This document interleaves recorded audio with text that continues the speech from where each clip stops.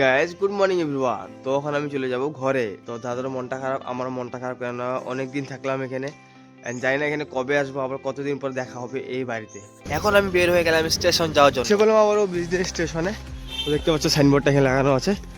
তো ওখান থেকে যাবো সিধা কামাখ্যা স্টেশন। ট্রেনে বসলে খালি আমার একটা কথা মনে পড়ে, কখন কি খাওয়া দাওয়া উঠবে আর কখন কি খাওয়া দাওয়া হবে। তো ঝালমুড়ি খাচ্ছি এখন আমি। বসে গেলাম নিজের জায়গায়। নিজের জায়গায় আসলে আমার ফিলটা অন্যরকম লাগে আর কি। এখন দুপুরে গেলো, ফটাফট দুপুরে খাওয়া দাওয়া করি, তারপর দেখা আর বসে পড়লাম ফাইনালি আমার নিজের ঘরে। তো মা এখানে কি রান্না করতে যাই না, কিন্তু আমি যে আসুন ঘরে, মা জানেও না যে আমি আসুন, তার জন্য আমার জন্য রান্নাও হয় না ঘরে। তো যাই হোক, দুপুরে খাওয়াটা কোনো রকম মেকআপ করে দিল। ভাত, একটু কি শাক, পাঁপড়, ডাল, একটা সোয়াবিনের তরকারি। বিকাল হয়ে গেলো, যাই ফটাফট বিকেলে খাওয়াটা কি। মা আজকে বিকেলে খাওয়াটা কি? আজকের বিকালে খাওয়া এই যে চা হচ্ছে আর বিস্কুট হচ্ছে। তারপর মার সাথে অল্প গল্প করলাম, গল্প করার পর মা খাওয়া দাওয়া দিল। খাওয়াতে বেশি কিছু না, গরম গরম ভাত আর সবজি, ব্যাস।